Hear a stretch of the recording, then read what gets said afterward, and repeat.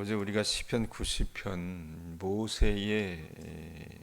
모세가 쓴 시편 말씀을 좀 봤었는데, 오늘 91편 여러분 말씀에 보면 여느 다른 시편에서 보여지는 머리말이 없습니다. 90편만 해도 보면 하나님의 사람 모세의 기도, 92편만 해도 보시면 안식일의 찬송시 이렇게 나와 있는데, 그렇게 보여지는 머리말 표제어가 없다는 얘기입니다.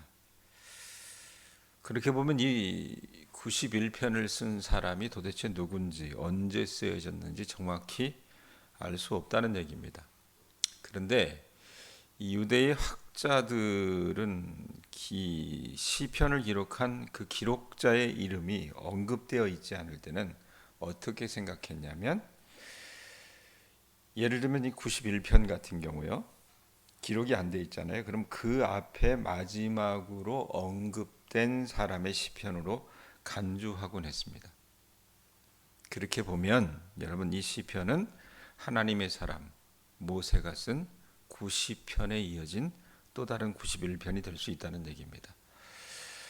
자, 또 본문에서 사용되는 많은 표현들이 단순히 그런 순서에 따라서 앞에 모세가 썼으니까 뒤에 것도 모세가 쓴 거야, 이게 아니라 또 91편에 쓰여지는 많은 표현들이 있을 거 아니에요. 그 표현들이 신명기에 나타난 모세가 썼던 표현과도 비슷하다라고 학자들은 살피고 있습니다.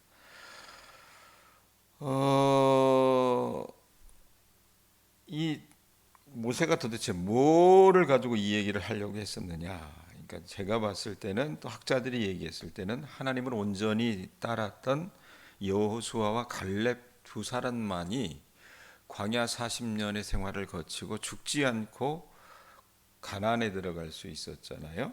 그런데 이 91편에서는 아마도 학자들은 추정하기를 여호수아와 갈렙의 삶을 소재로 삼는 듯하다라고 얘기를 해요.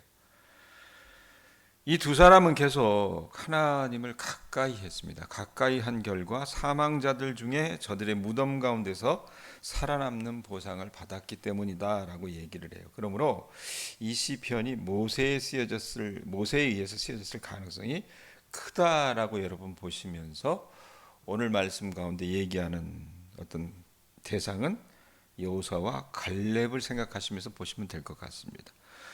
자, 그런 전제를 가지고 1절, 2절 한번 보세요. 1절, 2절 보면 뭐라고 얘기합니까? 같이 한번 더 읽습니다. 시작. 지존자의 은밀한 곳에 거주하며 전능자의 그늘 아래에 사는 자여, 나는 여호와를 향하여 말하기를 그는 나의 피난처요 나의 요새요 내가 의뢰하는 하나님이라 하리니. 자, 1절에 지존자라고 하는 것, 그 다음에 전능자라고 하는 것은 하나님을 가리키는 용어입니다. 자, 그 하나님을 가리키는 용어라 그랬는데, 거기 또 보면 지존자의 은밀한 곳, 그 다음에 전능자의 그늘, 이 은밀한 곳, 그늘 아래, 이런 것들도 같은 의미로 보시면 될 것 같아요. 그러면 누가 하나님은 2절에 있는 것처럼 나는 여호와를 향하여 말하기를 그는 나의 피난처요 나의 요새요 내가 의뢰하는 하나님이라, 이런 표현이 있는데, 누가 하나님은 주님은 나의 피난처이고 요새이고 내가 의지할 하나님이라고 말할 수 있는가? 여러분, 우리가 환난이나 공고나 기근이나 핍박을 당할 때에 정말 내 하나님이 내게 피난처가 되시고, 정말 내 하나님이 내게 요새가 되시고 내가 의뢰하는 하나님이라고 체험할 수 있는 사람은요, 광야 40년의 기간 동안 딱 두 사람이 있었어요. 네? 수백만의 사람 가운데. 그러니까 극히 드물다는 얘기입니다. 예? 모세의 일대기에 등장하는 그 수많은 사람들 가운데서도 이 여호수아와 갈렙뿐이었습니다. 자, 그러면 이 사람들이 이렇게 하나님을 피난처고 요새고 의뢰하는 하나님이다, 이런 어떤 믿음의 고백, 삶의 고백을 하면서 가나안까지 인도받을 수 있는 비결이 뭐였냐? 말씀한 것처럼 지존자의 은밀한 곳에 거주하며 전능자의 그늘 아래 이들이 살았기 때문이다. 이건 뭐냐면 하나님과 사이가 너무너무 좋았던 거예요. 예? 친밀한 관계 속에서 살았던 겁니다. 흔히들 여러분 우리가 기독교도 복음을 바겐세일 하잖아요. 그저 믿어. 죽어 천국은 가야 되지 않겠어? 이래가지고 요즘 시대는 어떻게 합니까? 복음도 떨이 장사를 합니다. 그래서 어떻게 해요? 와서 우리가 그냥 어쩌다 보니까 와서 예배당에 앉아 있고, 그러다가 또 하나님이 축복하시면 또 믿음이라는 것을 갖게 되고. 그런데 여러분, 저는요, 우리 하나님은 여러분들이 그 많은 필부에 속하는 것보다는 여호수아와 갈렙과 같은 사람이 되기를 원하세요. 여러분 분명히 아셨으면 좋겠습니다. 우리가 그저 예수를 믿으면 다 받을 수 있는 게 아니에요. 하나님과 친밀한 사람이 될 수 있기를 소원합니다. 하나님과 정말 친한 사람이 되어야만 정말로 우리가 고난당하고 힘들고 어려울 때 하나님이 내 피난처고 요새고 내가 의뢰하는 분입니다라고 고백하고 그것이 내 삶 가운데 처음으로 다가올 수 있다는 얘기입니다. 그게 안 되면요, 이건요 말짱 도루묵이에요. 자, 이 사람들이 어떤 은혜를 누리고 있었는가? 3절부터 12절이 설명을 해줘요. 거기 한번 보세요. 뭐라고 얘기합니까? 이는 그가 그래놓고 뭐라고 얘기해요? 너를 새 사냥꾼의 올무에서와 심한 전염병에서 뭐 하셨대요? 건지시는 하나님을 체험했습니다. 이들은. 여호수아와 갈렙이 여러분 그걸 체험했어요. 광야 속에서. 가데스 바네아 정탐을 하고 돌아와가지고 보고하는 그 상황 속에서 여러분 어떻게 했습니까? 10명의 정탐꾼들은 불신앙의 보고를 해가지고 갈렙이 아니라 라고 얘기하면서 그들은 우리의 밥이라 라고 얘기했었을 때 그 절망하는 이스라엘 백성들이 어떻게 했어요? 갈렙과 여호수아의 말에 동조했습니까? 아니었거든요. 돌로 쳐 죽이려고 그랬어요. 그럴 때 하나님이 어떻게 하셨어요?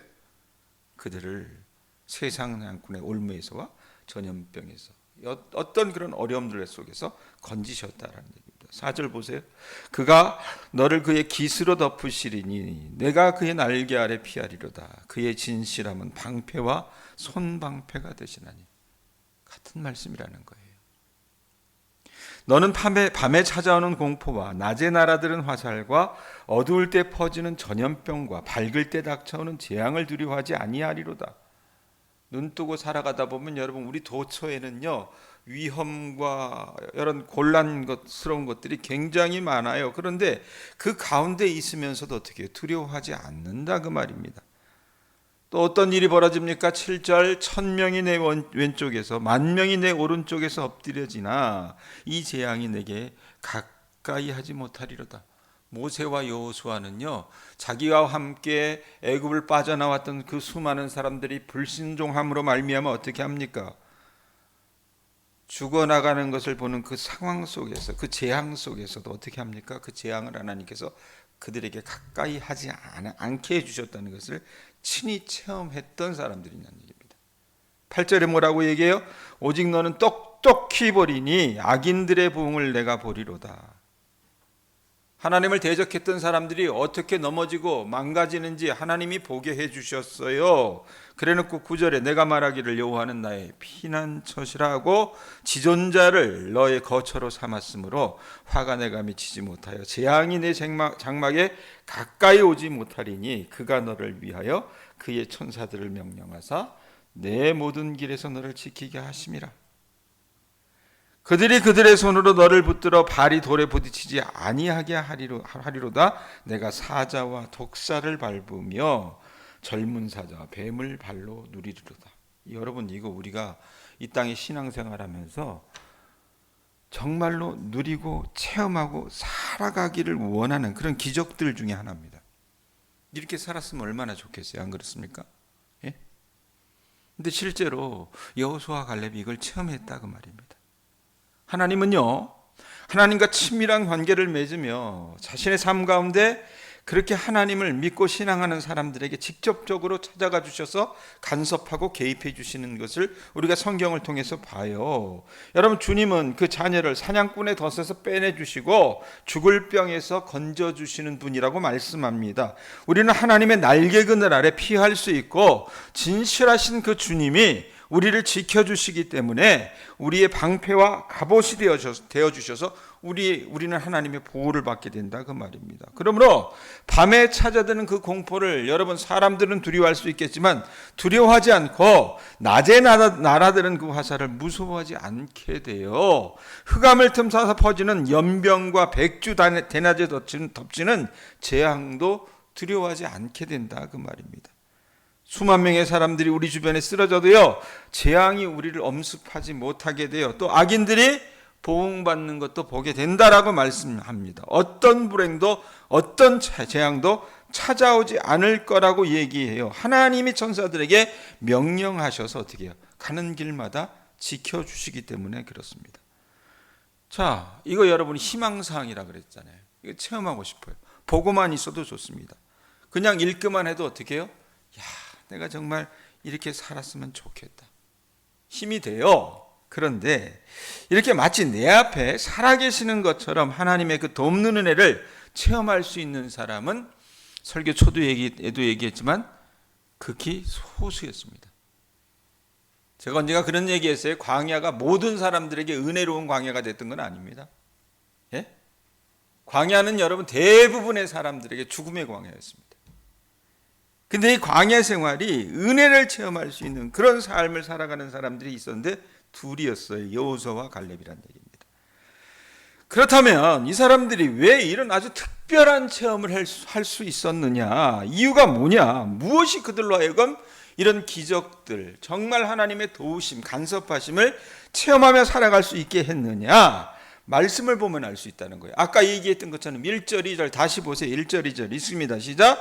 지존자의 은밀한 곳에 거주하며 전능자의 그늘 아래 사는 자여, 나는 여호와를 향하여 말하기를 그는 나의 피난처요 나의 요새요 내가 의뢰하는 하나님이라 하리니. 9절 한번 보세요.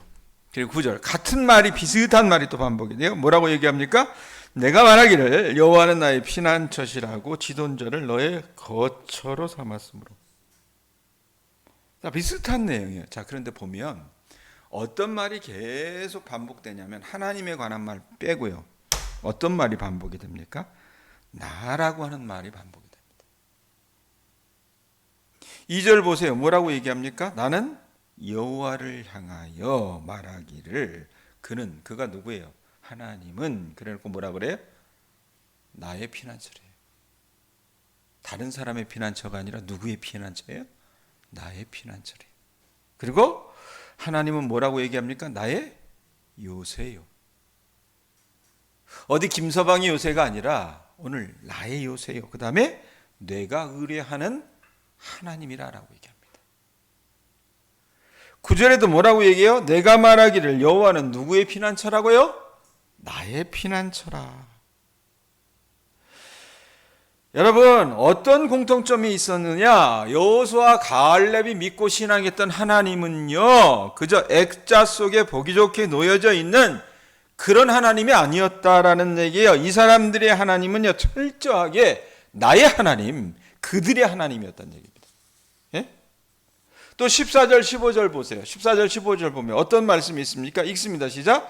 하나님이 이르시되 그가 나를 사랑한즉 내가 그를 건지리라. 그가 내 이름을 한즉 내가 그를 높이리라. 그가 내게 간구하리니 내가 그에게 응답하리라. 그들이 환난 당할 때에 내가 그와 함께하여 그를 건지고 영화롭게 하리라.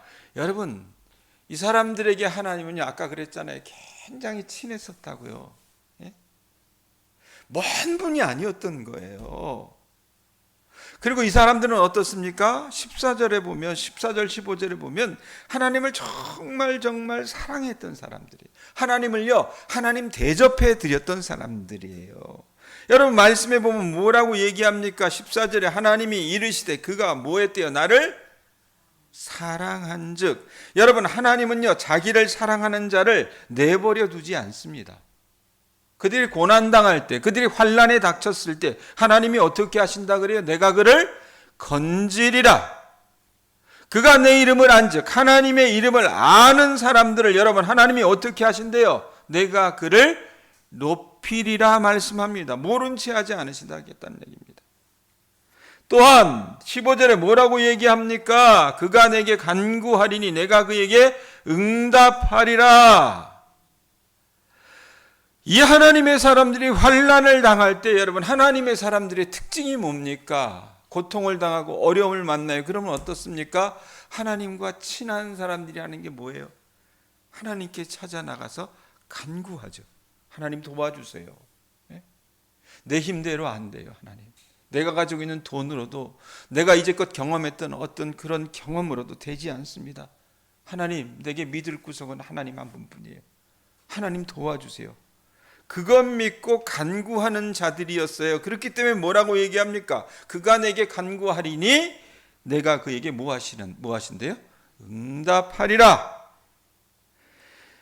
그렇게 보시면서 하나님께서 이들을 사랑해 주셨다는 얘기예요. 여러분, 우리가 분명히 알아야 될 것이 있습니다. 말씀드렸지만 애굽 광야 가운데 살았던 이스라엘 백성들은요, 우리가 상상도 하지 못하는 기적들을 눈으로 보고 체험했던 사람들입니다.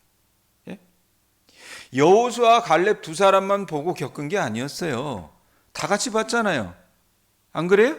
홍해가 갈라지는 것도 봤고요. 하늘에서 먹을 것이 내리는 것도 봤고요. 뭐 고기 없다고 투덜대니까 어땠습니까? 메추라기가 와가지고 그냥 쫙 지면에 깔려서 고기 파티가 벌어지는 그 상황들도 봤고요. 그 가란 땅에서 어떻게 물이 없다고 하나님 앞에 원망하니까 물이 터지는 것들, 샘이 터지는 것들 그들이 봤다 그 말입니다. 여호수아 갈렙 두 사람만 본 게 아니라 모두가 함께 살아 역사하시는 하나님의 그 구원 역사를 두 눈으로 지켜봤던 사람들입니다.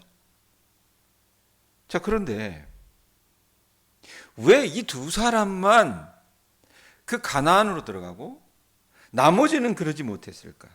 여러분, 이 두 사람, 또 믿음대로 살아가는 우리의 신앙의 선배들은요, 다른 게 있었던 것 같아요. 그들에게 하나님은요, 가까이 하기엔 너무 먼 그런 하나님이 아니라, 액자 속에 있는 하나님이 아니라요, 성경책에 딱 있어가지고 어떻게 해요? 볼 때만 딱, 아, 이런 하나님이었지, 이게 아니라요, 철저히 나의 하나님이었다. 하나님을요, 믿음의 대상으로 인식을 하고 있었어요. 하나님과 굉장히 친한 사람들이었다 그 말입니다. 그런 믿음이 이 사람들에게 있었다 그 말입니다. 여러분, 우리가 이 세상에 살아나가면서 하나님을 체험하지 못하는 이유가 뭘까? 구약시대처럼 이렇게 하나님이 역사하셔서 내 족적 가운데 하나님께서 함께 하시고 나를 돌봐주신다면 얼마나 좋을까 우리는 생각을 하는데, 하나님이 여러분 그렇게 일하시지 못하는 이유, 힘이 되지 못하는 이유가 있다는 겁니다. 그건 뭡니까? 하나님의 능력이 없어서가 아니라 우리가 광야에서 죽어간 대부분의 이스라엘 백성들처럼 하나님을 믿지 않기 때문에 그렇습니다. 하나님을 나의 하나님으로 믿고 신앙하는 그 여러분, 그 의뢰하는 태도가 없기 때문에 하나님이 역사하지 않는 겁니다. 하나님을 믿지 않기 때문에 환난이 닥치는 것이고, 고통이 닥칠 때 여러분 우리는 하나님을 찾기보다 여러분 어떻습니까? 대부분 보면 하나님 안 찾아요. 감기 걸리면 어떻게 해요? 병원 가서 주사 맞습니다. 병원 가서 주사 맞는 게 나쁜 거라고 얘기하는 건 아니에요. 네? 아프면 병원 가야죠. 네? 돈이 궁하면 여러분 어떻게 합니까? 돈 있는 사람에게 찾아가기도 합니다. 돈이 없으면 여러분 빌리기도 해야죠. 그러나 여러분, 우리 삶의 태도가 보면은 어려움이 닥칠 때 하나님을 찾기보다 사람에 기대고요, 돈에 의지하고요, 우리 자신의 어떤 경험에 여러분 우리가 준거해서 살기 때문에 하나님께서 우리 가운데 일하시지 않는다는 얘기입니다. 하나님이 개입하실 여지를 남겨드려야 되는데 그렇지 않으니 하나님이 여러분 우리 가운데 일하실 수 있는 여러분 그런 상황들이 되지 못한다는 얘기입니다. 제가요, 우리 교회 와서도 그랬고요, 우리 교회 말고 다른 교회에서 섬길 때도 그랬고, 교우들의 가정을 신방할 때 유심히 보는 게 있습니다. 그 집에 텔레비를 보는 줄 아십니까? 그 집에 가구를 보는 줄 아세요? 그 집에 있는 책들을 보는 줄 아십니까? 아닙니다. 그 집의 크기를 봅니까? 아닙니다. 저는 교인들이 어떻게 살아가는지 좀 보는데, 그 교인들과 만나면서 제가 말하지는 않지만 유심히 저는 살펴봅니다. 그리고 그 살펴본 건 뭐냐면 그분들의 가정에, 그분들의 삶 가운데 하나님이 역사하셨던 흔적들이 과연 있는가, 이걸 무엇보다도 유심히 살펴봅니다. 그들의 고백에서, 그들의 삶의 족적에서. 이런 것들을 좀 살펴봐요. 그러면 어떤 분들은요, 정말 그런 게 있는 분들이 있고요. 어떤 분들은 신앙의 이력이 수십 년이고요. 살아가는 형편도 아주 괜찮습니다. 집이 의리의리해요. 꽤나 좋습니다. 그런데 그 가정에서 이렇게 살펴보면, 그분을 살펴보면 예수님의 흔적들, 예수님의 채취는 찾아볼 수 없을 때가 많다 그 말입니다. 그러면 이분을 위해서 기도해야 되겠구나, 이런 생각을 좀 합니다.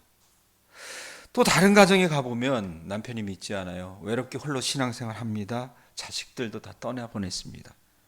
그런데 참 세상 눈을 보면 걱정도 되고 서럽기도 하겠다라는 생각이 드는데, 넉넉하지도 않은데 이 사람의 입에서 나오는 그 고백들과 채취들이 묻어져 있는 가구나 또 이런 어떤 기록들을 살펴보면요, 하나님이 다녀가신 흔적들이 역력한 그 가정들, 그 개인들을 봅니다. 그러면 제 안에서 그렇게 생각해요. 하나님, 이제껏 이 교우를 붙잡아 주셔서 감사합니다라는 마음이 있습니다. 여러분, 어떤 삶을 살아가고 계시고 또 살려고 하십니까? 스스로에게 물어보실 수 있기를 바랍니다. 간혹가다 그런 얘기예요. 목사님, 나를 위해서 기도해 주세요. 목사가 기도하죠. 당연히. 왜 기도 안 해요? 그런데 그런 교인들이 있어요. 자기는 자기를 위해서 기도하지 않고 목사가 자기를 위해서 기도해 주면 모든 게 다 해결될 거라고 착각하는 사람들이 있습니다. 여러분 스스로 하나님을 믿을 분, 내가 의뢰할 분, 나의 피난처고 나의 요새라고 생각하는 사람은 여러분 어려움이 닥칠 때 목사에게 기도를 부탁하기도 하지만 자기의 기도 제목을 가지고 기도하겠어요, 안 하겠어요? 합니다. 근데 그게 안 된 교인들이요, 여러분 현대 시대는 굉장히 많습니다. 제발 부탁드리는 것이, 하나님을 여러분 정말 믿으실 수 있는 우리 교인들 되실 수 있기를 바랍니다. 돈을 믿으면 안 돼요. 여러분 개인의 어떤 여정들, 그 어떤 체험한 것들, 배경들, 백그라운드를 믿으시면 안 된다 그 말입니다. 신앙이 뭡니까? 내가 하나님을 알아가는 것이고 하나님과 여러분 교제하면서 그분의 그 깊이, 그분의 그 누리셨던 기쁨과 평안과 그 아주 오묘한 그 놀라운 은혜의 세계로 빨려 들어가는 것이 신앙의 묘미인데, 신앙생활의 묘미인데 우리가 그거를 여러분 어떻습니까? 놓치고 앉아 있어요. 그래서 어떻습니까? 하나님을요, 필요할 때마다 벽장에 집어넣고 필요할 때마다 어떻게 벽장문 열고 빼내쓰려고 해요. 그렇게 되면 하나님은 여러분의 삶 가운데 역사하지 않습니다. 하나님이 여러분들 가운데 정말 믿고 의뢰하고 의지할 만한 그런 하나님이 되실 수 있기를 바랍니다. 그러려면 하나님을 하나님 대접해 드리실 수 있기를 바랍니다. 여호수아와 갈렙처럼 그렇게 대접해 드리면 그 두 사람이 받았던 그 놀라운 축복을 여러분들도 받을 수 있습니다. 그리고 여러분들이 연세 드셔서 나는 그런 거 못해요 이 생각하지만, 여러분들의 자녀들에게, 여러분들의 여러분 주변 사람들이 여러분 보여줄 수 있는 게 뭡니까? 돈이에요? 다른 어떤 것입니까? 아니라는 얘기입니다. 하나님을 믿는 모습을 보여주실 수 있기를 바랍니다. 하나님을 하나님 대접해 드리는 모습들을 보여주실 수 있기를 바랍니다. 그럴 때에 하나님께서 여러분들에게 놀랍게 축복해 주실 줄로 믿습니다.